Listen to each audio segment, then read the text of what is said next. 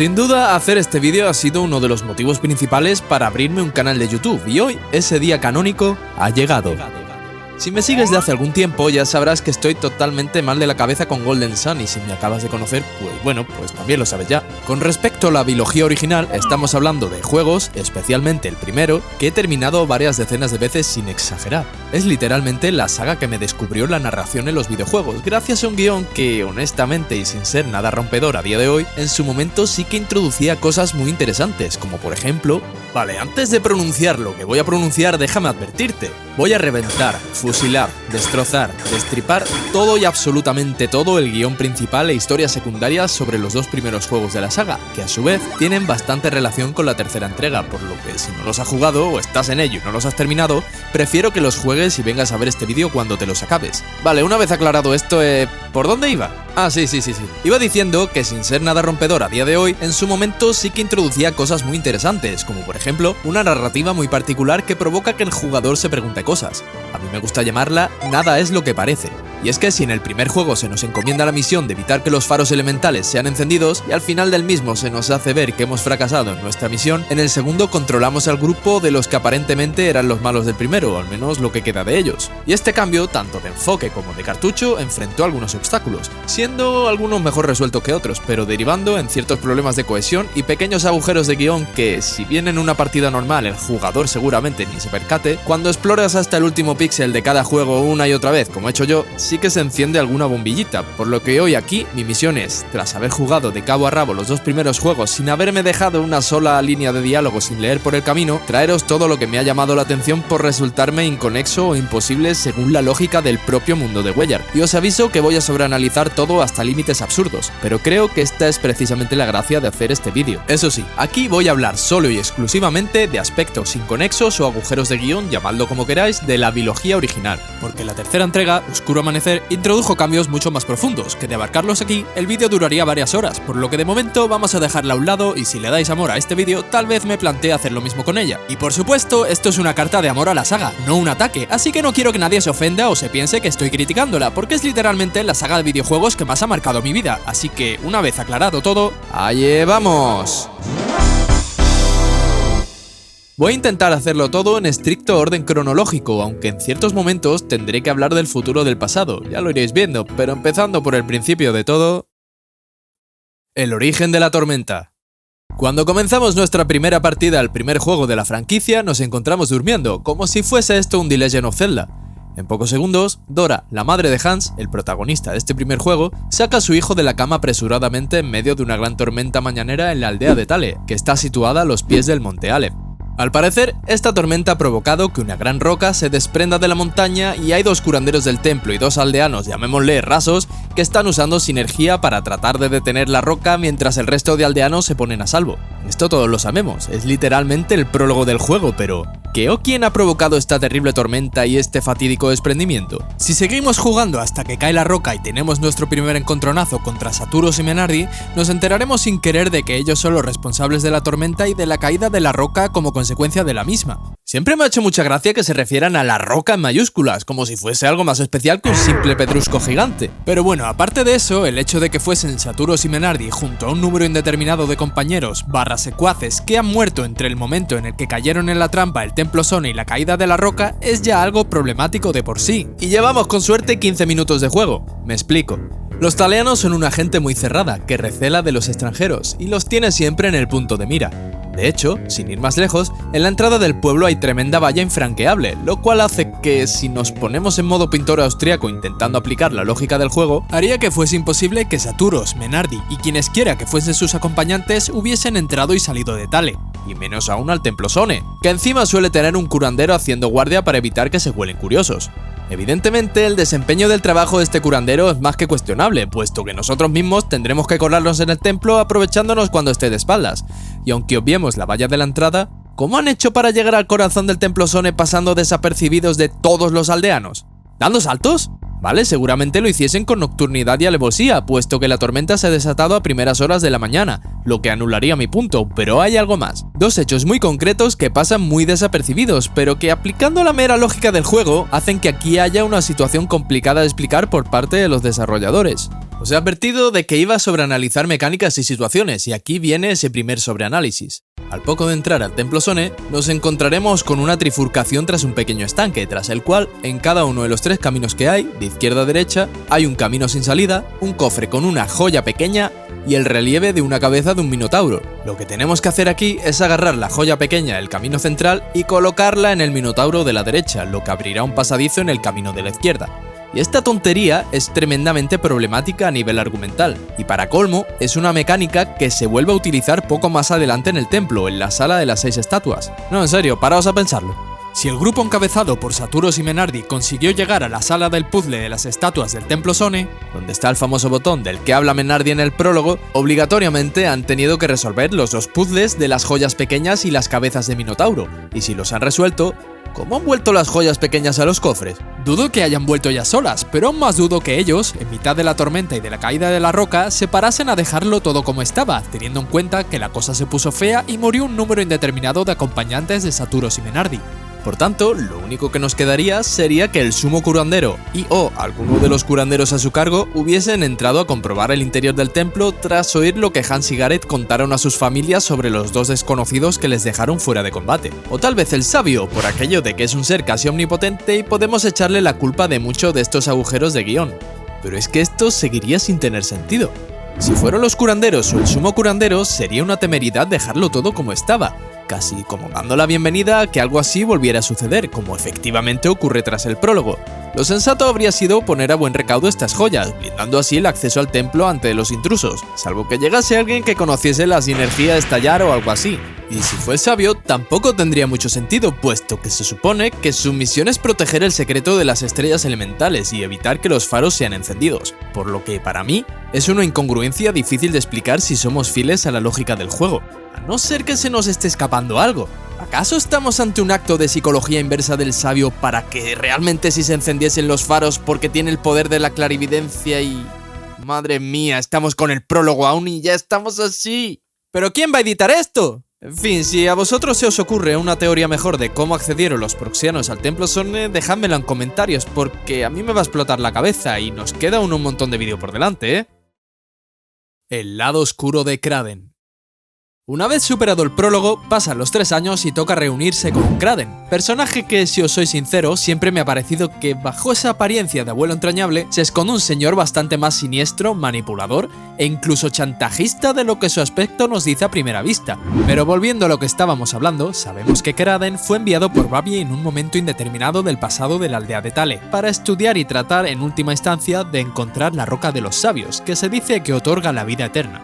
Ni tan siquiera se sabe de manera oficial si Kraden vivía en Tale durante los hechos del prólogo, puesto que el acceso a su casa está bloqueado por una piedra, pero a mí me da la sensación de que llegó ahí tras la tormenta, hecho que pudo dar una señal a Babi de dónde tenía que poner el foco de sus estudios. Pero lo sorprendente es que Kraden, tras llevar toda su vida estudiando la alquimia, a veces da muestras de que su conocimiento pudiera no ser tan grande como hace ver en otros momentos. Uno de estos momentos en los que podemos dudar de cuánto sabe es tras nuestro segundo encontronazo con Saturos y Menardi, cuando precisamente vamos de camino a la casa de Kraden.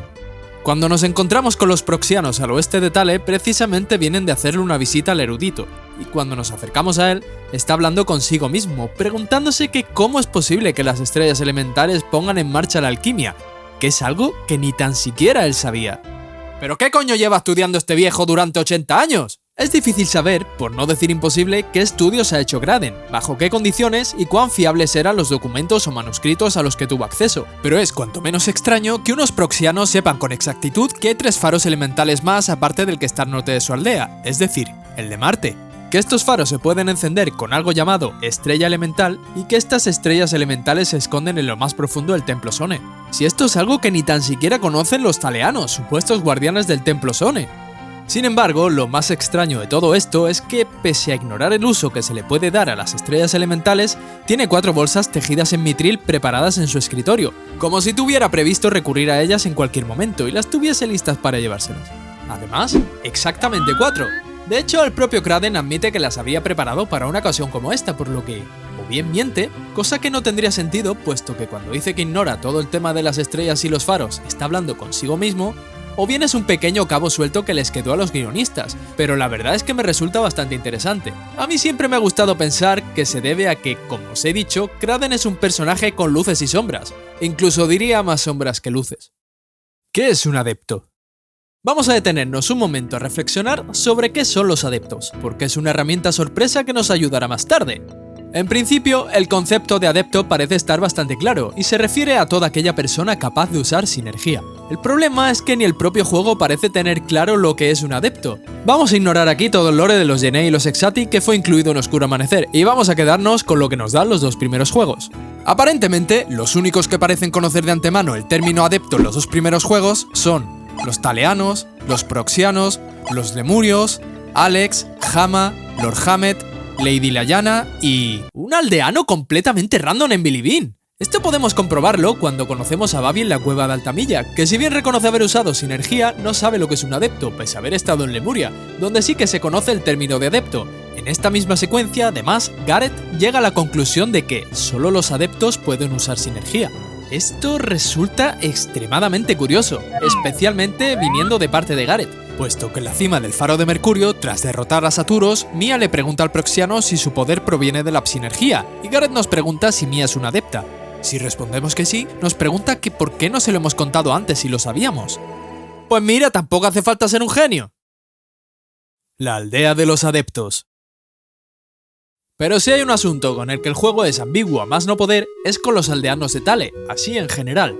Según se nos cuenta en varias ocasiones, especialmente la charla que tienen Kraden y Ma en nuestra segunda visita a Garo en la Edad Perdida, todos en Thale son adeptos de diferente grado, lo que se une a los hechos que podemos ver en el prólogo, en el que hay aldeanos normales y corrientes utilizando sinergia para intentar sostener la roca, e incluso vemos a un niño pequeño elevando una piedra en el aire, lo que parece evidenciar que en efecto, los taleanos son adeptos y utilizadores de psinergia. Y esto es más problemático de lo que pueda parecer a primera vista, especialmente si pensamos en la sinergia leer mente. Toma pareado bueno. Tomo de ejemplo la sinergia leer mente porque es la única que podemos utilizar de manera efectiva en Thales sobre algún aldeano, junto a paralizar, supongo. Pero volviendo a leer mente, en los dos juegos, casi siempre que leemos la mente de un personaje que es adepto, este suele hacérnoslo saber, mostrándose sorprendidos o incluso molestos cuando lo hacemos. Vaya, es que no hay que irse muy lejos. Cuando conocemos a Iván en el primer juego queda bastante claro el funcionamiento de esta sinergia, puesto que tanto Hans como Gareth se dan cuenta al instante de lo que hace el joven adepto de Júpiter. Sin embargo, hay excepciones a esto, como por ejemplo cuando conocemos a Mia, que podemos leerle la mente y no parece percatarse de ello, pero hay que tener en cuenta que cuando la conocemos está en una situación de tensión, por lo que simplemente podría ignorarlo, porque sí que se da cuenta cuando movemos la estatua que bloquea el acceso al Faro de Mercurio, hablándonos de una fuerza fantasmal. Pero bueno, que me voy por las ramas. Si entonces todos en Thale son adeptos de diferente grado, ¿por qué no hay un solo NPC de Thale que haga referencia a esto? Me sorprende que nadie parezca darse cuenta de que les lees la mente, cuando para más Inri, según nos dan a entender los ladrones de Vault, Iván cierra los ojos para leer la mente, lo cual lo convierte en un ejercicio que implica cierto descaro, como es pararte frente a alguien y cerrar los ojos. Imagino que los desarrolladores pasaron un poco por alto este asunto y no le dieron más importancia de la que pensaron que merecía, pero claro, no contaban con mi absurdo poder de sobreanalizar y darle la vuelta a las cosas. La valla de Thale. Siguiendo con los taleanos y sus contradicciones, volvamos a traer a la palestra la valla de la entrada de Thale. A ver, evidentemente esta valla está simple y llanamente para bloquearnos el paso y que no salgamos de la aldea antes de superar el arco del Templo Sone. No hay más, ya lo sé. Pero si nos olvidamos de que sea un simple bloqueo para el jugador e intentamos buscarle la lógica en el mundo de Golden Sun, esto plantea aún más contradicciones de las que ya hemos hablado con respecto a la entrada del grupo de Saturos y Menardi en Thale en al menos 2 ocasiones. De por sí, los taleanos no parecen ser una gente precisamente abierta y amable con los extranjeros. Al contrario, son desconfiados y recelosos, debiendo los extranjeros presentarse ante el alcalde en cuanto llegan a la aldea si no quieren quedar mal y que todo el mundo los ponga a caldo. Esta tesis tiene un gran apoyo en que exista una valla que bloquea la entrada y salida de la aldea, pero el colmo del humor me parece este NPC que podemos encontrar junto al río en nuestra segunda visita a Thale, tras cruzar el desierto de Lamacan, que se sorprende de la bajada de viajeros que ha habido tras la erupción. Pero cacho cabrón, lleváis al menos 3 años con una valla que cierra el paso a la aldea, y ahora que la quitáis notáis un descenso en los visitantes. ¡Vaya asusta la mierda, hombre! Kraden, el profesor. Ay, ¿qué os creéis que iba a dejar ya de lado a mi Kraden? Sin dejar de lado la aparente hostilidad de los taleanos ante los extranjeros, tenemos que volver a abrir el melón del personaje de Kraden, porque como hemos visto, aquí hay tela que cortar, puesto que, para empezar, no podemos siquiera saber cuánto tiempo lleva viviendo Kraden en la aldea de Thale. Pero más allá de esto, ¿cómo llegó a ser una especie de profesor de alquimia para los chavales de la aldea? Viendo cómo son los taleanos con los extranjeros, resulta extraño que dejasen entrar a vivir en la aldea a un extraño mandado por un líder autoritario y oscuro como es Babi, que quería profanar el sagrado templo Sone con un objetivo completamente egoísta. De hecho, ni tan siquiera parece que Kraden tenga el permiso necesario para estudiar el templo por sí mismo, ya que para entrar en él, el grupo de Hans tiene que colarse a escondidas del curandero que hace guardia en la entrada. Sí que dice haber entrado en el pasado, seguramente junto a y bajo la supervisión de los curanderos de Thale para que no tocase nada que no debiese tocar. Si a esto lo unimos ciertas líneas de diálogo de varios NPCs que muestran que la relación de Kraden con los taleanos distaba mucho de ser perfecta, parece evidente que hubo oposición en los aldeanos a la llegada del anciano. Incluso parecen haberle obligado a quedarse en una casa a las afueras del pueblo, completamente aislada. ¿Puede que para tenerlo controlado? ¿Tal vez Babi sobornó al alcalde y abuelo de Gareth para conseguir que Kraden se quedase en Thale? Personalmente no me parecería descabellado. De hecho, es que es lo que veo más probable. Ni huella le escapa a la corrupción de los políticos, ¿eh? Kraden y el océano. Si continuamos indagando el trasfondo turbio que yo le veo a Kraden, cuando llegamos a la sala de los elementos pronuncia unas palabras que siempre me han parecido que carecen de sentido. ¿Es esto el océano? No creo. El océano tiene olas. ¿Que tiene olas? ¿Esto es lo único que diferencia este lugar oscuro y lleno de pilares al océano? Y tras ser preguntado por Gareth sobre qué coño es eso del océano, dice: El océano es un lugar al final del mundo donde el agua no tiene límites. Algún día os lo mostraré. Dejando a un lado que la definición de océano que nos da es cuanto menos extraña, añadiría que es también imprecisa, puesto que límites sí que hay. De hecho, se le conoce como las cataratas de la Madre Tierra, aunque seguramente es algo que ni los propios desarrolladores de los juegos supieran a estas alturas. Lo que sí que es un completo misterio es de dónde coño sale tanta agua en Weyard, y a dónde demonios va tras caer por las cataratas. Pero sobre todo, ¿por qué nunca se acaba? Esta misma cuestión se la plantea un aldeano de las Islas Apogee, lo cual me hace mucha gracia y a la vez me genera muchas preguntas. ¿Es acaso Weyard un mundo suspendido sobre otro mucho más grande, al estilo del continente flotante de Final Fantasy III? Y si es así, ¿el mundo inferior es un mundo submarino o algo similar? ¿Qué pensáis vosotros sobre esto? Pero volviendo al tema de Kraden y el océano, puedo entender que alguien que solo haya oído hablar del océano a través de libros y o terceras personas tenga la confusión que tiene Kraden al llegar a la sala de los elementos, pero pensemos una cosa. Aunque no sepamos a ciencia cierta de dónde es natural Kraden, sí que sabemos de forma oficial que pasó gran parte de su vida en Tolvi, ciudad que está muy cerca del Gran Mar del Oeste e incluso tiene un puerto en el Mar Thanatos. De acuerdo, no es un océano, pero os puedo asegurar que, viéndolo desde la Tierra y desde el punto de vista de una persona, un océano y un mar son completamente indistinguibles. Os lo digo yo, que vivo en la costa de lo que sería el Mar Thanatos en el mundo real. Pero no solo eso. Babi le explicó a Kraden todo lo relacionado con Lemuria y parece lógico que durante la vida de Kraden, este acompañase al líder de Tolvi en numerosas expediciones por el Mar del Este para tratar de encontrar la dichosa isla. Entonces, ¿cómo puede tan siquiera confundir la sala de los elementos con el océano? ¿Problemas de visión, tal vez? ¿Simplemente estaba desorientado por el teletransporte? ¿O acaso, y vuelvo a insistir, sus conocimientos son más escasos de lo que él mismo se empeña en hacer ver? Parece que nunca lo sabremos. La piedra de los sabios. Pero sin irnos aún de la sala de los elementos, podemos ver aquí uno de los conceptos más interesantes de toda la saga y que apenas obtienen explicación ni desarrollo a lo largo de la misma: la piedra de la sabiduría o la piedra de los sabios. Esto es un berenjenal en el cual es difícil arrojar algo de luz, dado que hay definiciones y diálogos muy contradictorios, pero bueno, allí vamos. En palabras del propio Kraden, esta piedra lo controla todo. Puede convertir materia ordinaria en oro, e incluso burlarse de la mismísima muerte. Prosigue diciendo que el estudio de la alquimia comenzó con la búsqueda de esa piedra. Con una simple gema, se puede conquistar el mundo. Y que es el motivo por el que ha estado buscando las estrellas elementales, para poder saber la verdad sobre estas piedras. A ver, frena un poco, cerebrito. ¿Cómo que estas piedras? ¿Asume Kraden que no solo hay una piedra de los sabios, sino que puede haber un número indeterminado de ellas? Con la definición que nos da el abuelete, evidentemente coincide exactamente con la leyenda de la piedra filosofal del mundo real, donde se la define como una sustancia alquímica legendaria que se dice que es capaz de convertir metales básicos como el plomo en oro. exactamente como nos cuenta Kraden. Además, también se le menciona como un elixir de la vida, útil para el rejuvenecimiento y posiblemente para lograr la inmortalidad, exactamente lo que persigue Babi. Pero entonces, ¿acaso es la piedra de los sabios el sabio? Según la enciclopedia de Golden Sun Oscuro Amanecer, sí, puesto que dice claramente que el sabio es lo que los antepasados llamaban una piedra filosofal, pero en mi opinión esto es bastante inconsistente.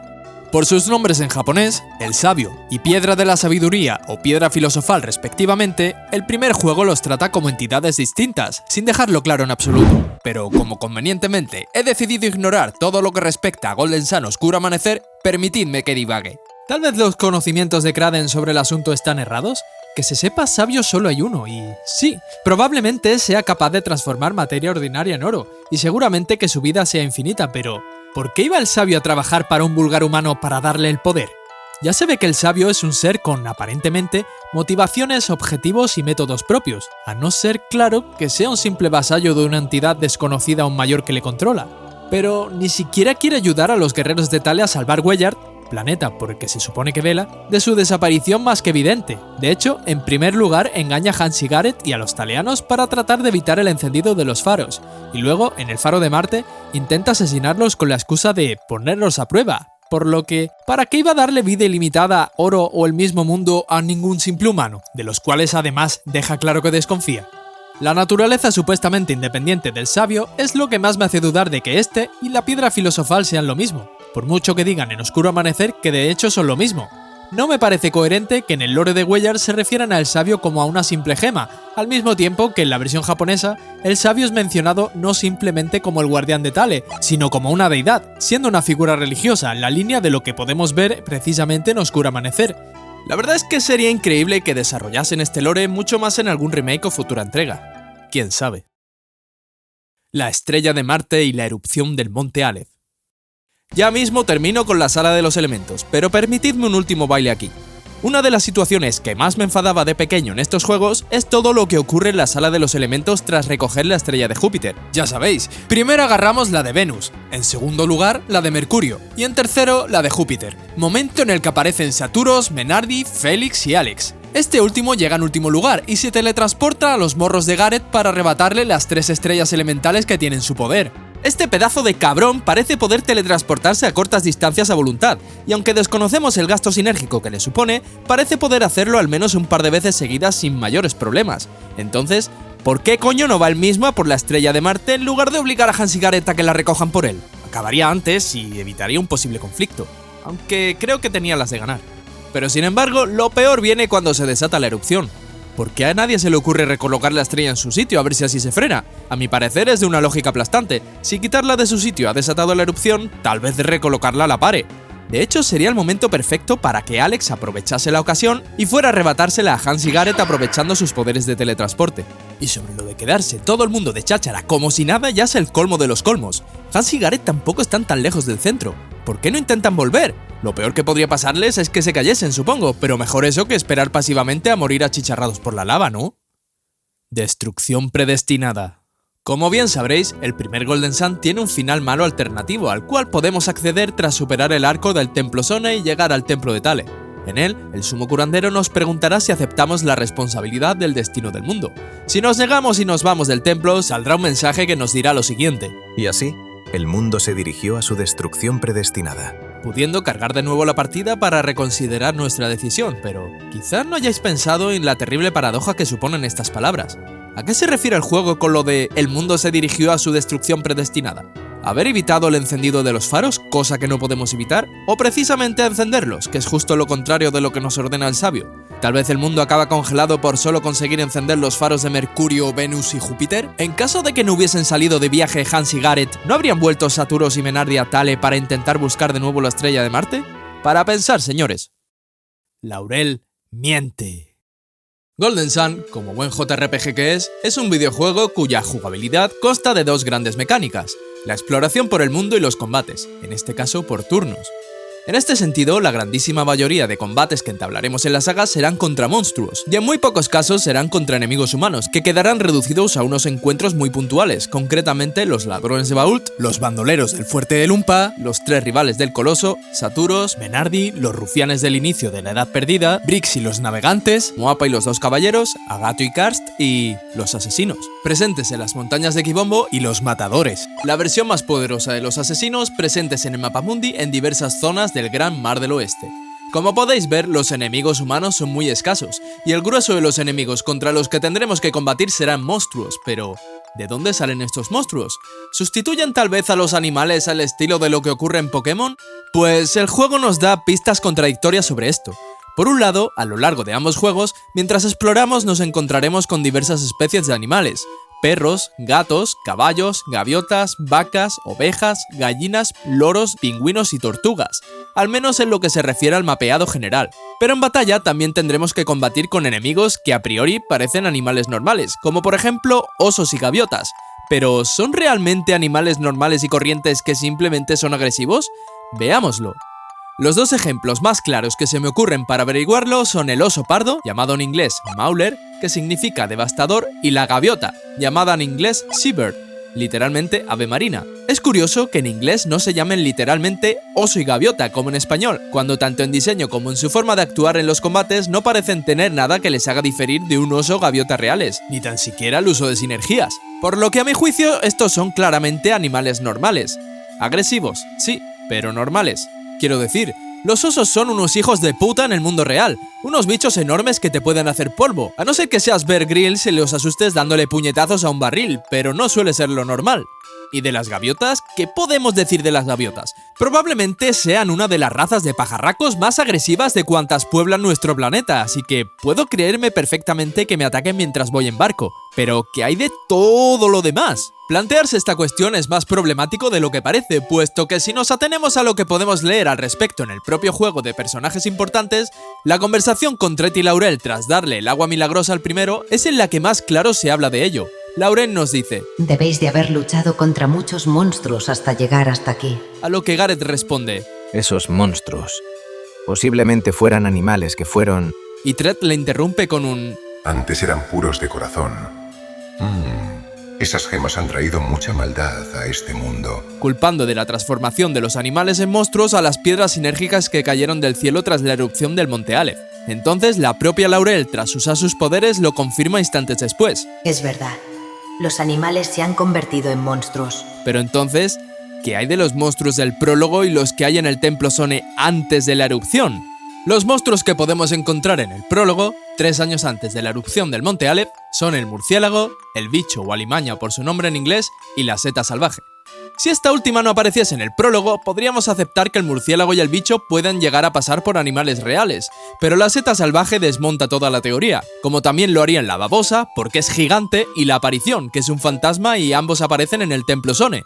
Todo esto es contradictorio, y no solo con lo que nos dice Laurel, sino con el testimonio de un leñador de Bilibin que nos dice que algo cambió con la erupción. Ahora todo tipo de criaturas habitan los bosques y montañas. Y a su vez con una aldeana de Naribue de la Edad Perdida, que va un poco en contra de lo que dice el leñador, diciéndonos que hay muchos peligros ahí fuera desde el día que las gemas cayeron del cielo. El día después, todas las criaturas del lugar se hicieron más fuertes y espantosas. Sí, nos habla también de un cambio producido por la caída de las piedras sinérgicas, pero simplemente dice que las criaturas, que no necesariamente animales, se volvieron más fuertes y espantosas, lo que vendría a confirmar que los monstruos ya existían antes de la erupción del Monte Aleph, porque si no, ¿por qué iba a hablar de criaturas y no de animales? Y más teniendo en cuenta que el leñador de Bilibin se refiere a los monstruos como criaturas. Además, para terminar de redondear, tenemos este anciano de Lumpa que, tras rescatar a Hamet, nos habla de las hordas de monstruos que aparecieron justo antes de la gran inundación de hace 100 años, lo que termina de confirmar que Laurel está equivocada y ya había monstruos antes. O eso, o que los desarrolladores y guionistas no se dieron cuenta de la contradicción que habían preparado. Grampio y Adam. Que por cierto, ya que estamos en Lumpa, aprovecho para comentar una anécdota de este ancianito, que no es un agujero de guión realmente, pero me parece muy divertida. Y es que la anciana que hay a su lado, que imagino que es su esposa, en la versión española se refiere a él como Grampio, cosa que carece completamente de sentido, puesto que ambos son NPCs sin nombre asignado. En la versión inglesa se refiere a él como Gramps, es decir, el abuelo, y lo tradujeron como Grampio. ¡Menudos genios! Pero es que ahí no acaba la cosa con los gazapos en Lumpa. Si tras salvar a Hammett hablamos con el guardia de la aldea que está en el lado derecho de la puerta, nos dirá: no se permite el paso de mercaderes a la aldea. No os conozco ni a vosotros ni a Adam. ¿Y creéis que os voy a dejar entrar? ¿Pero qué dice este tío? ¿Quién coño es Adam? Pues resulta que Adam tampoco es nadie, y al igual que en el caso de Grampio, si pasamos a la versión inglesa, lo que nos dice el guardia es lo siguiente. I don't know you guys from Adam. You think I'm going to let you in? Efectivamente, mencionan también al tal Adam, pero lo que seguramente no sabían los traductores al castellano de Golden Sun es que I don't know you guys from Adam es una frase hecha que viene a significar no os conozco de nada. Puedo entender este error más que el de Grampio, ese no, ese me parece imperdonable, pero aún así es para hacérselo mirar. No obstante, ya veremos en este mismo vídeo cómo la traducción inglesa del juego tampoco está libre de pecados y tiene un error tochísimo que afecta gravemente a la comprensión de la historia principal del juego y que para colmo fue arrastrado a los demás idiomas occidentales, incluido el castellano. La entrada a la cueva de Noma. Tras abandonar Tal en nuestra persecución al grupo de Saturos y Menardi, tendremos que cruzar la cueva de la cordillera Noma para llegar al norte de Angara, que es donde está el primer faro elemental, el de Mercurio. El problema que hay es que la entrada de esta cueva está bloqueada por un tronco que a su vez está atrapado en una hiedra. Esto está hecho así para impedir a los jugadores acceder a esta zona hasta que tengan a Iván en el grupo, que es el encargado de hacer desaparecer la hiedra para que así Hans o Gareth puedan mover el pilar que bloquea el acceso a la cueva. Lo interesante de esto es que el tronco parece llevar ahí bastante tiempo. Es decir, se supone que Hans y Gareth parten de viaje al día siguiente de la erupción, que es cuando el grupo de Saturos y Menardi parte hacia el faro de Mercurio. Pero si la entrada a la cueva de Noma estaba bloqueada por un tronco enredado en una hiedra, ¿cómo se supone que han cruzado la cueva antes que Hans y Gareth? Porque si hay algo seguro es que a estas alturas de la aventura no está Sole con ellos para haber utilizado Torbellino, y que esa hiedra no debería haber podido crecer ahí de un día para otro. Ni siquiera Félix conoce la sinergia planta de forma nativa para poder invocar una enredadera, a diferencia de su sobrino Matthew, por lo que sinceramente no se me ocurre cómo han podido llegar a la zona de Bilibin de forma, digamos, legal. El gañán de la cueva. Pero hay un pequeño detalle dentro de la propia cueva de Noma que seguro que a muchos no os ha pasado desapercibido, y en efecto, hablo del gañán, pueblerino, cateto, rústico, llamadle como queráis. Me refiero a este personaje que está junto al primer Dijin de Marte de la saga, Fragua. Y diréis, vale, pero ¿qué problema hay con él aparte de que hable como un campesino malagueño? Pues precisamente ese es el problema, y es que cuando hablamos con él nos dice: ¿habéis visto algo rarico por ahí? La ticé pero se escapó. Cuando volví lo vi otra vez. Pa' mí que este sitio le ha gustado. Joder, macho, qué bien se me da. Me tenía que haber hecho actor de doblaje. Si le leemos la mente, parece que incluso ha sido atacado por Fragua. Me dio un zurriagazo en la cabeza y se escapó. Como lo vea, se va a enterar de lo que vale un peine. Y cuando capturamos a Fragua, dice: ¿lo tié? ¡Oh, menudo monstruo! Pa' mí que tiene que haber más. Y el tío sale pitando. A diferencia de otras sagas como Dragon Quest, donde los traductores al español introducen localismos y modismos de todo tipo en sus personajes, este tío es un caso único en Golden Sun. Porque incluso en Oscuro Amanecer hay modismos y referencias a acentos del mundo real, pero que yo recuerde ninguno que hable como este señor, por lo que... ¿de dónde es? ¿Qué hace ahí pasmado? ¿Por qué habla así si nadie más en Wellar habla así? Y lo que me resulta más interesante aún, ¿por qué tiene un sprite único que no usa ningún personaje más? Si analizamos esto, lo único que saco en claro es que los prejuicios me dicen que este personaje no es trigo limpio, porque tiene un tremendo parecido en cuanto a vestimenta a los bandoleros del fuerte de Lumpa y a su vez, en aspecto físico, a los rufianes del prólogo de la Edad Perdida. Curiosamente, si pasamos a la versión inglesa, este tío no parece utilizar ningún tipo de jerga ni modismo especial, lo cual me resulta aún más desconcertante, porque esencialmente dice lo mismo que en español, pero en una expresión completamente normal, por lo que parece que esto fue algún tipo de broma o gracia entre los traductores españoles. Pero sin duda, lo que queda claro es que es un personaje completamente único a todos los niveles. Y para terminar de rizar el rizo con él, resulta que este tío tiene una línea de diálogo oculta imposible de leer en una partida normal. Y es que, si luchamos contra el Dijin Fragua y huimos, o este huye en combate, tanto su diálogo normal como el de su mente serán diferentes, y nos dirá lo siguiente: tiene que estar escondido por aquí. Y al leerle la mente nos dice: me lo tengo calado, ese vuelve, te lo digo yo. Lo que pasa es que no podemos acceder a estos diálogos sin hacer trampas, porque para hablar con él desde donde combatimos contra Fragua tenemos que cambiar de habitación, ya que el gañán está a diferente altura de la nuestra, y al cambiar de habitación los diálogos se resetean. ¿A que no esperabais que este amable gañán tuviera tantas cosas interesantes detrás? El ascenso al faro de Mercurio. En Golden Sun, muchas de las mazmorras tienen una mecánica propia característica que no suele volver a verse en otros lugares, y en el caso del Faro de Mercurio, esta es la de las baldosas que nos permiten caminar sobre el agua. Para activar estas baldosas tenemos que caer frente a la estatua de la diosa y utilizar plegaria. Hasta aquí todo correcto. El problema llega cuando conseguimos llegar a la cima del faro y ¡sorpresa! El grupo de Saturos y Menardi ha llegado antes que nosotros. Entonces, si han llegado aquí antes, pero las baldosas están desactivadas, ¿cómo han logrado subir? El único personaje que tiene carta blanca para superar obstáculos saltándose la lógica del juego es Alex, gracias a su poder para teletransportarse, y podemos pensar que puede teletransportar a alguien con él, como vemos que hace con el propio Saturos después de que lo derrotemos.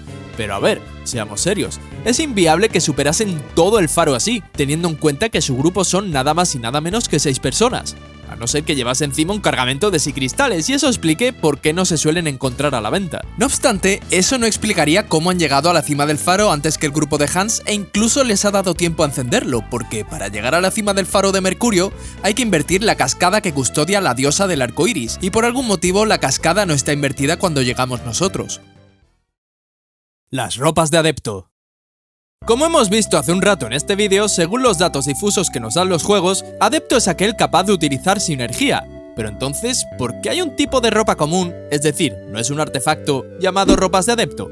Podemos encontrar las ropas de adepto en las tiendas de armaduras de Ymil, Colima, Xi'an y Altin en el primer Golden Sun, y en Garo y Narigue en la Edad Perdida, y tienen stock infinito de unidades. Al equiparlas nos subirán los PPs totales y en combate... En combate esta mierda me ha causado un curioso efecto Mandela personal desde que era pequeño hasta este preciso instante, porque si leemos la descripción de las ropas de adepto, en la versión española de Golden Sun nos pondrá que recupera los PP, y yo estaba convencido de que así era, hasta que he ido a grabar el clip de turno para demostrarlo y no ocurre nada. Resulta que este es otro error de traducción, porque en la versión inglesa pone Boost PP, es decir, aumenta los PP, no que los recupere. Y lo peor de todo es que este error, a diferencia de otros, se mantuvo para la Edad Perdida. Pero bueno, recupere o no los PP, ¿de dónde han sacado estas ropas los vendedores de armaduras de Güellar y por qué tienen unidades infinitas de ellas? ¿Quién o quiénes las fabrican? ¿Tal vez el aldeano de Bilibin que os mencionaba antes? Si se vendiesen única y exclusivamente en Thale o en Lemuria, o incluso en Prox, tendría sentido, pero aparecen en zonas muy remotas a las mencionadas. Y no es la única pieza de equipamiento con la palabra adepto en su nombre, pero sí que es la única que no es un artefacto, lo cual no tiene ningún sentido a mi modo de ver. El puente de Colima.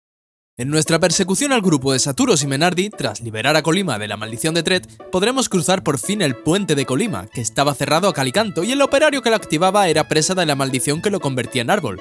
Por tanto, si somos los primeros en cruzarlo en mucho tiempo, tal y como nos da a entender el operario, ¿cómo y cuándo cruza el río el grupo de Saturos y Menardi?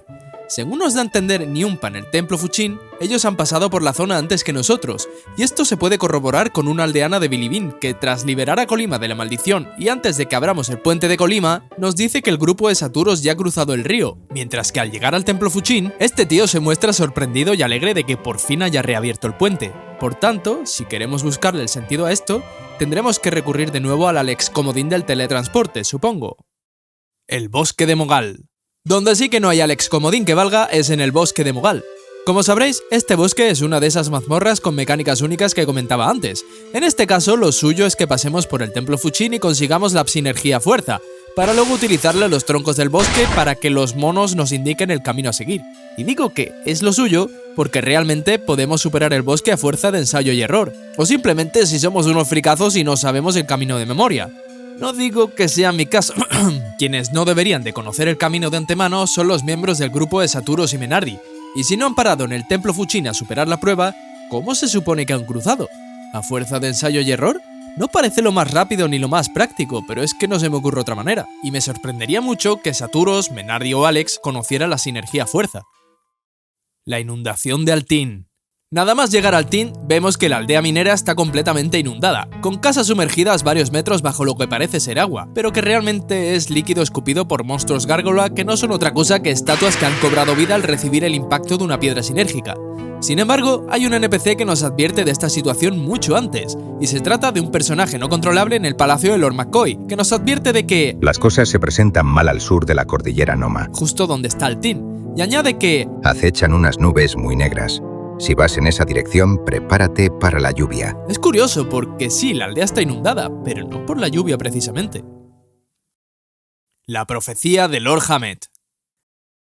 Aquí nos vamos a tirar un buen rato, os lo voy avisando, así que podéis pillar algo de comer o lo que sea, porque tengo mucho de lo que hablar. No os miento si os digo que es un tema que me ha atormentado desde que jugué por primera vez este juego de pequeño, y es el principal motivo por el que he querido hacer este vídeo.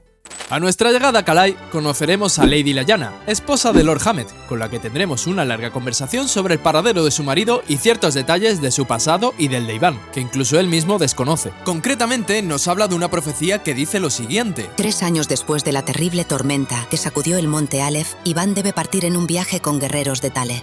Así está escrito. De esta profecía no volvemos a saber absolutamente nada más, ni quién la escribió ni ningún detalle más al respecto.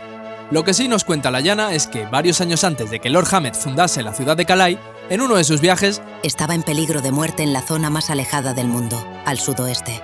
Con estas indicaciones podemos dar por hecho que se refiere a la isla sudoeste de Ateca. En ese momento aparecieron unos adeptos y le salvaron la vida.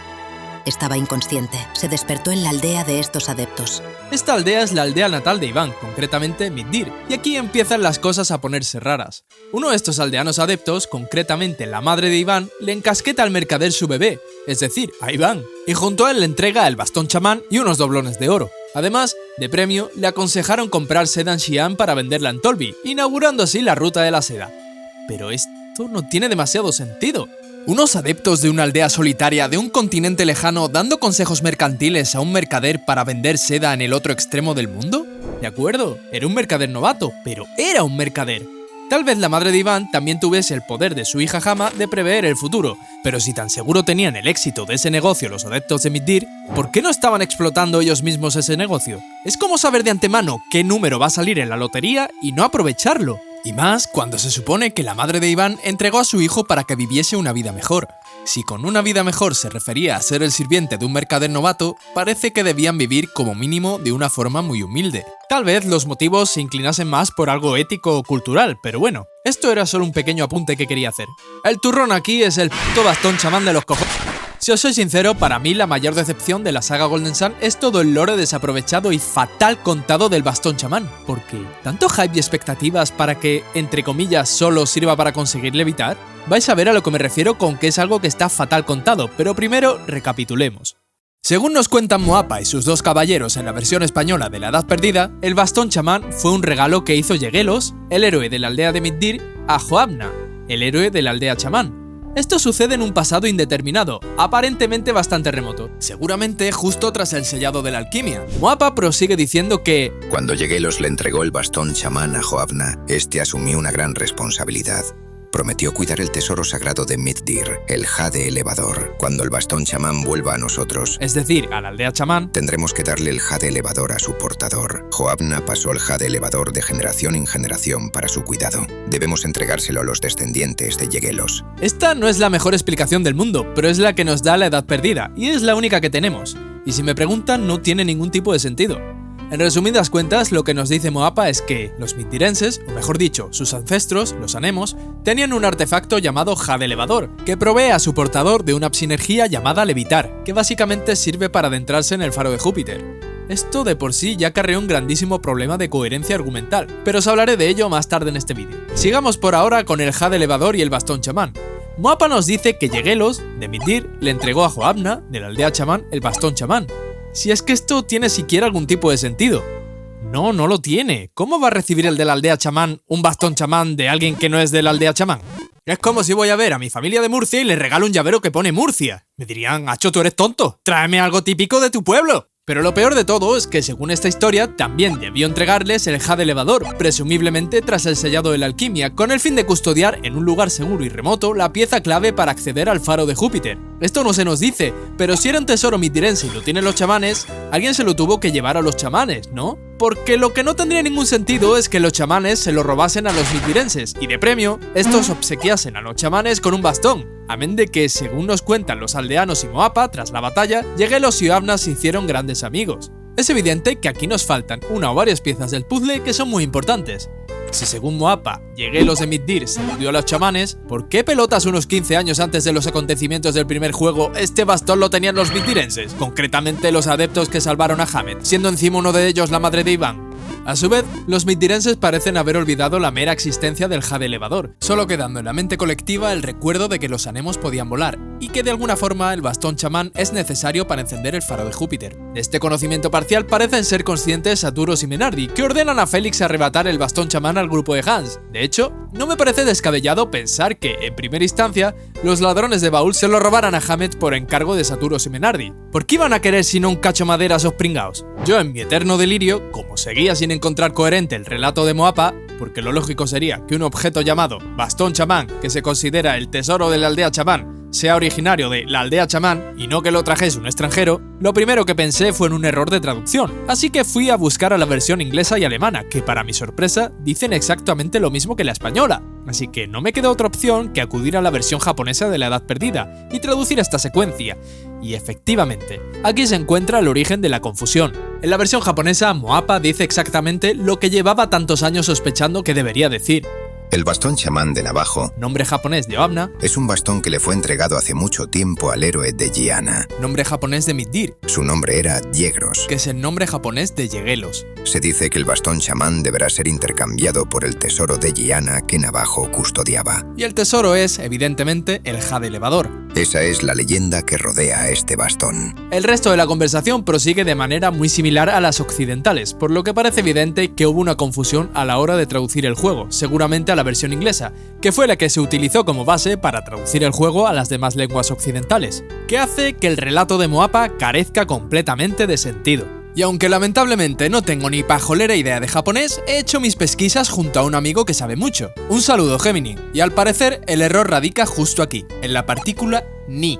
Porque en japonés, la unión del sujeto con la partícula ni se utiliza para indicar al receptor de algo, y por algún motivo los traductores al inglés no supieron interpretarla bien, traduciendo lo que debería haber sido un to para como un from, de modo que le dieron la vuelta al significado original causando este galimatías. Pero oficialmente, y para resumir todo este embrollo, la historia debería haber sido contada más o menos de la siguiente forma. Por un lado, Mithdir / Anemos, cuyo líder era Yeguelos, tenían como tesoro el jade elevador, y de hecho, como hemos visto, el juego hace muchas referencias a que los anemos podían volar, hasta tal punto que el jade elevador nos permite volar con nuestro barco lemurio. Por otro lado, la aldea chamán, con Joabna como líder y como es lógico, tenía el bastón chamán. Cuando los líderes de ambas aldeas sellaron la paz, intercambiaron entre sí sus tesoros, quedándose el jade elevador de los anemos en la aldea chamán y el bastón chamán de los chamanes en Mithdir. Esto se mantiene así hasta que la madre de Iván se lo da a Hamed junto a su hijo, y el resto podemos jugarlo nosotros mismos. Hamed lo conserva hasta que los ladrones de Bault se lo roban. Iván lo recupera en la posada de Bault con la ayuda de Hans y de Gareth. Y en la cima del faro de Venus, Saturos y Menardi obligan al grupo de Hans a entregarle el bastón chamán a Félix, quien lo conserva durante todo el transcurso de la Edad Perdida hasta este momento exacto de la aventura, en el que conocemos a Moapa y participamos en la prueba final. Espero que por fin haya quedado un poco más claro este evento tan extremadamente importante y tan extremadamente mal interpretado. Pero pese a todo, ¿no decía la profecía que un mithdirense era quien debía entregar el bastón chamán al líder de la aldea chamán para obtener el jade elevador? ¿No debería ser ese mithdirense Iván? ¿Acaso estaba errada esa profecía? ¿Estamos ante un agujero de guión realmente? ¿O puede que Sole, hija de los dioses, sea una descendiente de los anemos al igual que Iván? El parecido que guardan entre ellos es más que razonable, pero no sabemos absolutamente nada del pasado de Sole, más allá de que un día cayó del cielo y Faral la adoptó y la crió. Pero un momento, ¿cómo que cayó del cielo? ¿Qué es lo que había sobre el cielo de Weyad? ¿La luna?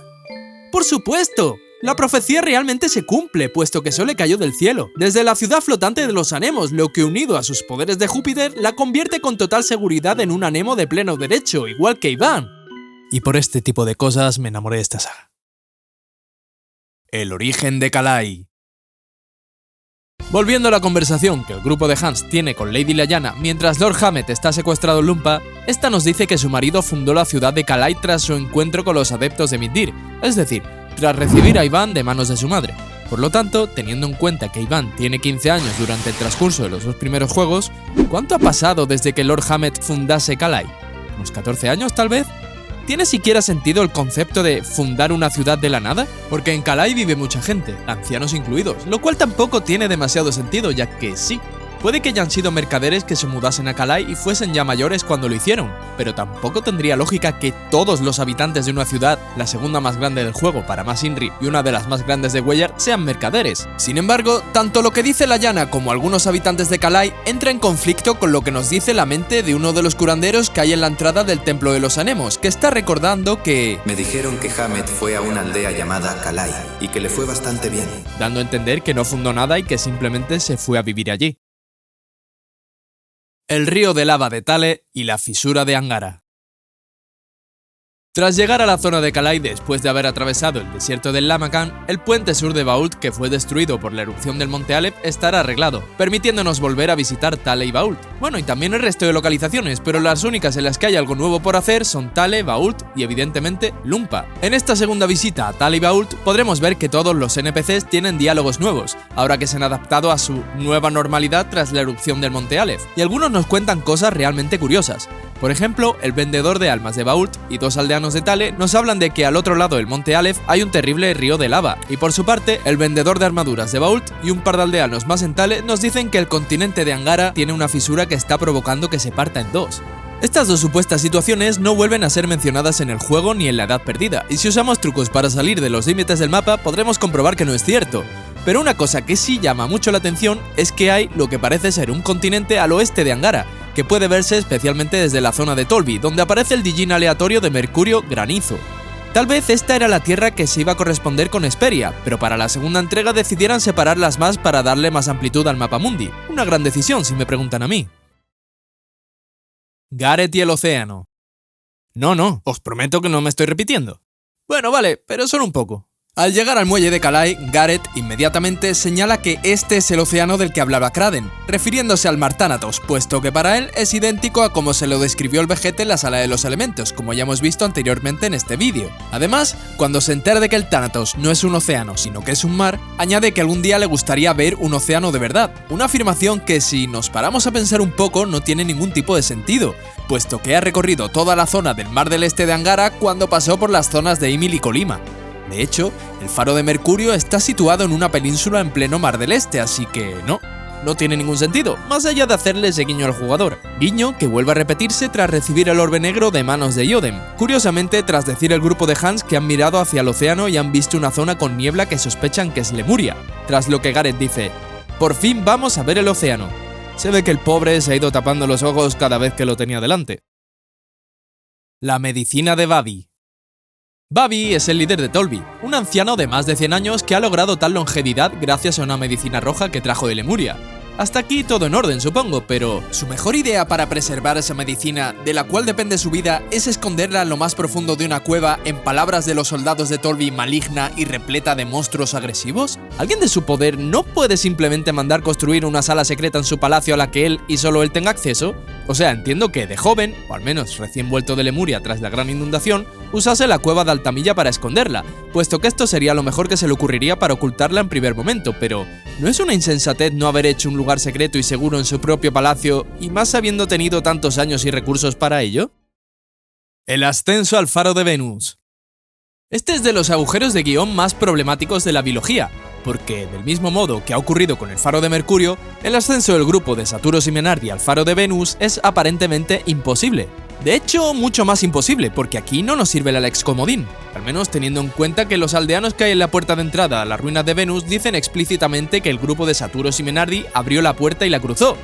En los juegos se justifica el rapto de Sole en que la necesitan para encender todos los faros, y en efecto, hay que usar la sinergia revelar para acceder al faro de Venus, pero ¿quién la ha podido utilizar? Sole desde luego que no, puesto que ella no aprende a revelar hasta bien entrado el segundo juego, en lo más profundo de la Roca del Aire, y dado que revelar es una sinergia exclusiva de los adeptos de Júpiter como Iván o Sole, ya me diréis quién, en el grupo de Saturos y Menardi, ha podido utilizar revelar. Saturos, Menardi y Nadia son adeptos de Marte, Alex de Mercurio, Félix de Venus y Kraden. ¿Qué hacemos con Kraden? Esta tontería nos añade un problema aún mayor. El hecho de que Kraden consiguiese cruzar la puerta sin ser un adepto, puesto que la puerta no permite cruzar a los no adeptos, tal y como podemos comprobar cuando Yodem trata de cruzarle y se le cierra la cara, hace que esto sea imposible de explicar, porque Kraden no es adepto, ¿verdad? ¿Verdad? Y entra, tal y como podemos ver en el prólogo del segundo juego. ¿O acaso si es un adepto aunque se haga el tonto? Cuando conocemos a Pierce en la prisión de Madra, se da cuenta al instante de que el Lemurio está utilizando sinergia, por tanto... Ya os he dicho yo que Kraden se guarda muchas cosas y no es lo que aparenta a simple vista. Los motivos de Felix. En la vida en general, en la mayoría de casos, si los conflictos se abordasen hablando bien las cosas, muchas veces ni llegarían a ser conflictos. Y esto es precisamente lo que ocurre con Felix en lo alto del Faro de Venus, tras la derrota de Saturos y Menardi. Pese a que Gareth e Iván le preguntan a Felix los motivos de querer encender los faros restantes, el hermano de Nadia responde con un enigmático: No tiene sentido hablar de eso. Esperad y lo veréis vosotros mismos. A ver, amigo, el motivo principal es que tus padres están retenidos en Prox para forzarte a encenderlos, y si te fuerzan a encenderlos es porque Weyard está muriendo lenta pero inexorablemente. Además, tus padres no son los únicos que están allí, también está Frank, el padre de Hans, por tanto... ¿No crees que Hans comprendería rápidamente tus motivos y los vería como válidos? ¿No crees que Hans tiene derecho a saber la verdad sobre su padre? Incluso él y su grupo serían unos aliados de valor incalculable, teniendo en cuenta que acaban de derrotar a Saturos y Menardi, a quienes el propio Felix consideraba invencibles. Pero no, él prefiere quedar como una rata de alcantarilla y huir. Y antes de que me digáis que si hubieran hablado las cosas, el segundo juego habría sido un aburrimiento, no estoy de acuerdo. Tened en cuenta que, esto que cuento, de forma literal sucede en el faro de Júpiter, cuando se juntan los dos grupos tras encenderlo. Anda que no hubiera molado recorrer toda Weyard desde el inicio de la Edad Perdida con el grupo de Hans, por no hablar de que la tecnología de la Game Boy Advance lo hubiera permitido perfectamente. Habría sido tan sencillo como crear dos modos de dificultad, uno para la gente que transfiriese los datos del primer juego al segundo con niveles de los enemigos mucho más elevados, y otro que hubiese dejado las cosas tal y como están. Además, secciones del juego como la del arco de Lemuria habrían sido infinitamente más interesantes. Pero bueno, sea como sea, los juegos acabaron siendo así, y si tú, que me estás oyendo, has aguantado la chapa hasta aquí, te invito a dejarme un like y a suscribirte si es que no lo has hecho ya. Así podrás hacerme saber si este vídeo tan innecesariamente rebuscado te ha gustado, y me plantearé hacer otro igual con Oscuro Amanecer. Pero ante todo, te doy las gracias por aguantarme. Y tras esto, podemos pasar por fin a la Edad Perdida, donde, como acabamos de ver, controlamos el grupo de Felix. Tras la escena del terremoto del Faro de Venus, la escisión de la cordillera de Shuala y el viaje a la deriva Nidejima, el tsunami procedente del Mar del Tiempo, seguramente provocado por Poseidón, nos hace desembarcar, o debería decir desenislar, en el continente de Indra, donde tras pasar por Daila, el lugar sagrado, el templo Kandora y la meseta Dekkan, llegaremos a la ciudad de Madra. Y si entramos a la posada, nos encontraremos con dos viejos... no tan conocidos de Hans. El resentimiento de Morgan y Dekka. De entrada, si no sois tremendos adictos a Golden Sun, es probable que penséis, ¿quién cojones son Morgan y Dekka? Y es normal, si no sois de hablar con absolutamente todo el mundo, estos nombres los podéis pasar por alto muy fácilmente, puesto que solo podemos hablar con ellos justo antes del inicio de la primera final del Coloso. Morgan y Dekka son, respectivamente, el primer y el quinto clasificado de las pruebas previas al Coloso en el que participa Hans, y si hablamos con ellos en Madra, le dicen a Felix que el año pasado perdieron contra un renacuajo llamado Hans, lo cual no tiene ningún sentido, puesto que quien dice esto, Dekka, como acabo de decir, estuvo en las finales del Coloso en el que combate Hans como quinto clasificado de las pruebas previas al Coloso. Sin embargo, en las finales del Coloso, Hans lucha contra Azart en la ronda 1, contra Satraj en la ronda 2 y contra Navampa en la ronda 3, no enfrentándose en ningún momento con Morgan ni con Dekka, que debieron perder contra otros participantes durante la celebración de la primera y la segunda ronda del Coloso, puesto que la tercera, siendo la final, es sí o sí Navampa contra Hans. Además, ¿cómo que el año pasado? El Coloso tiene lugar en el último tercio del primer juego, que como sabemos termina justo donde empieza el segundo. Entonces, ¿cuánto tiempo ha pasado entre el Coloso y el encendido del Faro de Venus? ¿Cuánto tiempo han estado Nadia, Kraden y compañía a la deriva Nidejima? Pensando en ello, no parece tener mucho sentido esto que nos dice Dekka, teniendo en cuenta además que Madra es tan solo el segundo núcleo poblacional que se visita en la Edad Perdida. El barco infestado. Cuando por fin logramos acceder al barco Lemurio de Pierce, pronto nos daremos cuenta de que, pese a estar cerrado a cal y canto, está infestado de aquavedusas. ¿Cómo es esto posible? ¿Cómo han entrado? ¿Cuánto tiempo llevan ahí? Y sobre todo, ¿cómo sobreviven en él si son los únicos seres vivos a bordo? Todo un misterio al que no le encuentro ni una respuesta lógica. Y ya que hablamos del barco Lemurio, ¿es posible que existan diferentes versiones de los barcos Lemurios? Como mínimo, el de Pierce es muy distinto al que Babi entrega al grupo de Hans, tanto en aspecto como en funcionamiento. En lugar de quedarse en la playa tiesos como velas, tanto el de Saturos como el de Babi, al amarrarlos se quedan semi-hundidos en el agua y necesitan reaccionar al orbe negro para salir a flote, tal y como vemos al final del primer juego. En cambio, en el barco de Pierce, el orbe negro debe colocarse en la sala de máquinas para que el barco funcione. Pero aún hay más. Según Babi, se necesita sinergia para navegar en su barco. Y esto es algo que con el de Pierce no ocurre. En él la sinergia solo hace falta para volar cuando se consigue el jade elevador. Entonces, ¿cuál creéis que es el más moderno? Yo voto porque el de Pierce es el modelo antiguo, ¿eh? Feitsi, la escaladora. Cuando llegamos a Champa por primera vez, nada más entrar seremos avasallados por Feitsi, la aprendiz de Hama que conocimos en Xi'an en el primer juego, que está justo al noreste de Champa. Pese a estar muy cerca geográficamente, ir desde Xi'an hasta Champa no es tarea sencilla si nos ceñimos a la lógica del juego. Partamos de la base de que Saturos y Menardi, para poder llegar a Tale, que está al noroeste de Angara, tuvieron que anclar su barco lemurio nada más y nada menos que en Hidejima, en el continente de Gondowan. Cosa extremadamente curiosa, porque en realidad el barco de Saturos no está atracado en la playa realmente, sino semi-hundido en el agua, como ya hemos visto. Lo que viniendo desde Prox supone rodear Angara por la izquierda y Gondowan casi al completo, todo para poder desembarcar en el único lugar que permitía acceder al norte de Gondowan y toda Angara, exceptuando Lojo y Champa, aldeas que están aisladas del resto de Angara. Por lo que Feitsi debería haber recorrido todo el camino desde Xi'an hasta la cordillera de Shuala para encontrar un sitio en el que poder tomar un barco. Por supuesto, algo imposible, porque evidentemente la península de Hidejima ya no está en Gondowan, sino en Indra, por lo que es imposible ir desde Xi'an hasta Champa en este momento concreto de la aventura, a no ser que haya ido a nado o que haya escalado las montañas que rodean Champa, cosa que no me parece ni probable ni práctica, la verdad. Y lo peor de todo esto es que Feitsi no parece ser la única del sudeste angaro aficionada a la escalada, puesto que, tal y como nos dice este aldeano de Champa, los monjes del templo Fuchin suelen dejarse ver por Champa. A mí yo de 12 años le habría encantado saber cómo lo hacían, ¿eh? La leyenda de la gran serpiente. A nuestra llegada a la isla de Izumo, veremos que en la aldea no se habla de otra cosa que no sea el sacrificio que se va a hacer de Kushinada para contentar a la gran serpiente del monte Mikaru.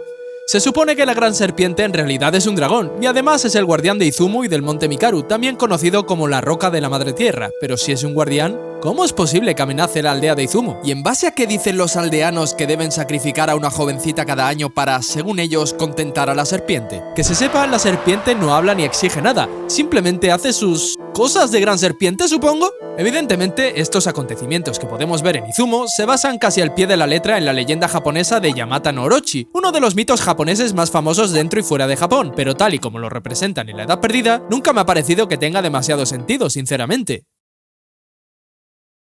La fuga de Brix.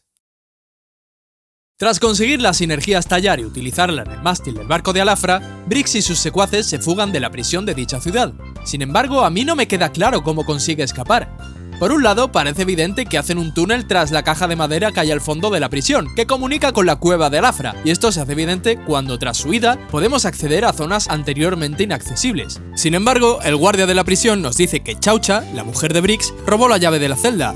Pero si han escapado por detrás, ¿para qué pelotas querrían la llave? No tiene ningún sentido, como tampoco tiene sentido que el guardia de la cueva nos hable de otro guardia que tenía los ojos vendados. ¿Dónde coño está ese tío y por qué hace eso? De verdad que no lo entiendo. La promesa incumplida. Tras la fuga de Brix hacia Champa y perseguirle hasta su propio hogar, nos toca vernos las caras con su abuela Obaba y su adorable mascota, Abimander. Una vez que la derrotemos, por fin podremos forjar el tridente necesario para derrotar a Poseidón y llegar a Lemuria. Pero antes de eso, justo al salir de Champa, Alex, Agatio y Karst asaltan al grupo de Félix para motivarles a llegar al faro de Júpiter cuanto antes. Y además, el bueno de Alex trae un recado extra, informar al grupo, y específicamente a Kraden, del fallecimiento de Lord Babi. Y aquí es donde a mí siempre me estalla la cabeza con 1000 preguntas. ¿Qué demonios está haciendo el grupo de Hans todo este tiempo? ¿Cómo es posible que no hayan encontrado la forma de llegar a Lemuria antes que Félix, si llevan navegando por el Mar del Este desde que el grupo de Félix iba a la deriva en Hidejima? Vamos, que da la impresión de que Hans y los suyos no se tomaron muy en serio el encargo de Babi. Pero sin duda, lo más decepcionante de todo esto es la trama de Lemuria en general, puesto que al jugar al primer juego, las expectativas de este lugar para mí eran altísimas. Pensaba que iba a tener un peso narrativo enorme cuando el grupo de Hans llegase allí. De hecho, recuerdo perfectamente que al superar el faro de Júpiter, mi primera parada con el grupo al completo fue Lemuria, esperando ver nuevas interacciones y escenas, pero la realidad fue un jarro de agua fría. Cero menciones a Babi por parte de Hans y compañía y ninguna reacción por su parte al ir a Lemuria. Simplemente rompieron su promesa y el juego jamás se molesta en explicar por qué. Por eso necesitamos un remake que nos deje jugar a la historia al completo desde el lado del grupo de Hans y desde el lado del grupo de Félix, porque hay muchas cosas que no sabemos cómo llegan a ocurrir. Pierce, el Eterno. Como sabemos, los lemurios son una civilización muy longeva, que consigue vivir cientos de años gracias a los bebedizos que antaño preparaban para viajar y al agua que emana de la fuente de Lemuria, dado que ambos bebedizos ralentizan enormemente el envejecimiento. Tanto es así que en la escena en barco que vemos al salir de Lemuria por primera vez, Pierce da a entender que tiene muchos más años de los que aparenta, no aparentando más de 20. Y siendo su edad real una incógnita, puesto que se niega a desvelarla, ¿Pierce no debería envejecer al estar fuera de Lemuria y no tomar ni el agua de la fuente ni los bebedizos que antaño preparaban? Exactamente, los que robó Bobby que le han permitido vivir tantos años. Por la forma en que Bobby ha estado racionando la toma de su medicina, parece que hay que estar tomándola con cierta regularidad para que sea efectiva. No podemos saber si sucede lo mismo con el agua de la fuente de Lemuria, pero si asumimos que sí, puesto que probablemente el agua de la fuente de Lemuria es la base de la cura mística, debería funcionar exactamente igual, incluso con menos efectividad, al ser solo el agua, y no tener los demás ingredientes que tenga la cura mística, por lo que, en efecto, Pierce debería envejecer rápidamente en el transcurso de los hechos de la Edad Perdida. Y esto no sucede por algún motivo. El ascenso al faro de Júpiter. Pero sin duda, el punto más problemático para la cohesión y coherencia de la historia llega, como no podía ser de otra forma, en el faro de Júpiter. Este faro tiene dos requisitos que hacen que sea imposible que el grupo de Hans suba al faro y llegue hasta donde nos los encontramos. Y aquí sí que no hay Alex comodín que valga. Pero es que los problemas vienen incluso de antes. ¿Cómo llega el grupo de Hans y compañía a Teca?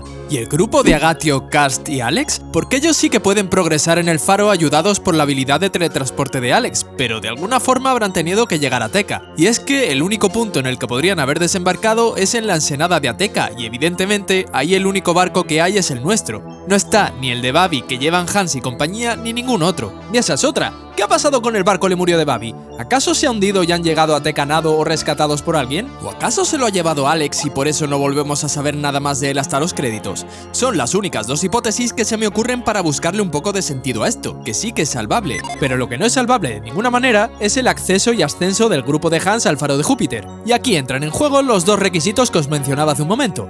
Para empezar, solo podemos acceder al faro de Júpiter si tenemos la sinergia Bagio, que es exclusiva de la Edad Perdida y el grupo de Hans no la conoce, ni siquiera tiene en su poder una lasca Bagio cuando se unen a nosotros. Y no me refiero ya al acceso al faro en sí, el cual liberamos nosotros mismos moviendo un pilar, sino al progreso una vez dentro del faro, puesto que tras entrar a lo que sería la habitación principal de la planta baja del faro, pronto nos quedaremos bloqueados en nuestro progreso si no contamos con Bagio y con levitar. Como recordaréis de hace un rato, la sinergia levitar nos la entrega Moapa al entregarle el bastón chamán y superar la prueba final, y se supone que es un objeto único antaño perteneciente a los Anemos. Por tanto, sin utilizar las sinergias Bagio y levitar, es imposible que hayan subido hasta donde nos los encontramos de forma, digamos, legal. Pero entonces, ¿cómo acaban llegando prácticamente a la cima del faro de Júpiter? Porque los ascensores tampoco funcionan con el faro apagado, y esto es algo que podemos comprobar por nosotros mismos, ya que podemos subirnos en ellos sin que ocurra absolutamente nada. El viaje de Hama. Por supuesto, como ya habéis podido comprobar con Feichi, el tema más problemático en cuanto a la coherencia argumental de los dos primeros juegos se produce cuando reaparecen personajes del primer juego en zonas del mapeado solo accesibles en el segundo, dado que en él es imposible acceder a las localizaciones del primero. Os prometo que este hecho es algo que me atormentaba en su momento, y a fuerza de ensayo y error y de ir pulsando el botón A como un demente por todo el contorno de Angara y Gondowan, fue como descubrí el glitch de la playa del ojo que permite acceder a la parte norte de Gondowan y al oeste de Angara. Pero si obviamos este glitch, ¿cómo llega entonces la maestra Hama a Middir tras el encendido del faro de Júpiter? Si ya es difícil de explicar que Agatio, Karst, Alex y el grupo de Hans llegasen a Teca, dado que en la ensenada de Ateca, el único lugar de Ateca en el que podemos desembarcar para llegar a Middir y al faro de Júpiter, ni cabe ni vemos ningún barco más, se une a la fiesta la llegada de Hama, con el agravante de que ha tenido que venir desde el Templo Lama, en plena Angara, lugar que es completamente inaccesible en estos momentos de la trama. Y por supuesto, no hay rastro de ningún barco más por la zona, solo se me ocurre que tenga en su poder un telelapislázuli que le permita usar teletransporte. Agatio, Karst y el límite norte. Tal y como comenté al inicio del vídeo sobre el grupo de Saturos y Menardi cruzando la cordillera Noma, la historia se repite con Agatio y Karst en la Edad Perdida. Y es que si vamos al límite norte antes de encender el faro de Júpiter, veremos que el glaciar que bloquea el paso hacia Prox y el faro de Marte ya está ahí, y no se mueve hasta que lo volamos por los aires con el cañón del ojo.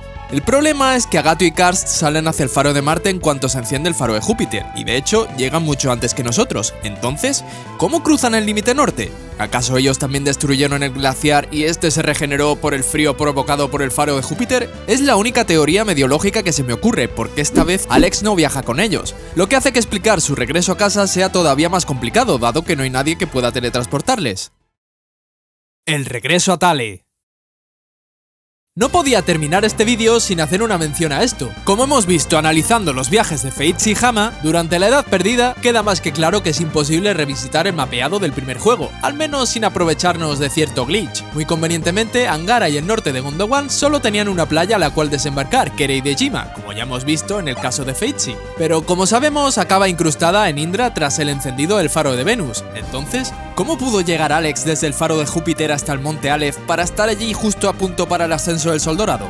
Sí, Alex puede teletransportarse, pero hasta donde nos deja ver solo puede hacerlo en distancias relativamente pequeñas, y es imposible que pudiera cruzar el Mar del Oeste que separa a Teca de Angara de esta forma. Y aunque hubiera robado el barco lemurio del grupo de Hans, el problema seguiría siendo el mismo, ya que no se puede desembarcar de forma legal para llegar a Thale. Y de hecho, voy aún más allá. ¿Cómo vuelve todo el grupo a Thale tras el encendido del faro de Marte? ¿Ha dado tiempo a que se modifique la orografía de Weyard entre el encendido del faro de Marte y el regreso del grupo a Thale? Por el ascenso del Sol Dorado me refiero. Es lo único a lo que nos podríamos agarrar, pero a mí me suena extremadamente poco realista. Y con esto hemos completado este viaje un poco diferente alrededor de Weyard junto a los guerreros de Thale. Si habéis llegado hasta aquí, os doy humildemente las gracias y os felicito por haber aguantado esta chapa histórica que os acabo de dar. Espero de corazón que os haya gustado. Y ahora os pregunto, ¿me he dejado algún cabo suelto por ahí de estos dos primeros juegos? Si es así, por favor dejádmelo en la cajita de comentarios, que estaré ansioso de leeros. Además de esto, en paralelo, he recopilado otros tantos misterios que surgen de estos dos maravillosos juegos, por lo que si queréis un vídeo similar en el que os hable de ellos, hacedmelo saber dándole mucho amor a este vídeo, que no es por llorar, pero me ha llevado meses y meses de trabajo. Y por supuesto, si veo que os gusta, tal vez me ponga con Oscuro Amanecer, para traer otro vídeo igual que este, pero que sea el doble de largo, porque si por algo destaca la tercera entrega es por reventar el lore de los dos primeros juegos y dejar incongruencias por todos lados. Os dejo también por aquí mis redes sociales por si os apetece seguirme y nos vemos en el próximo vídeo.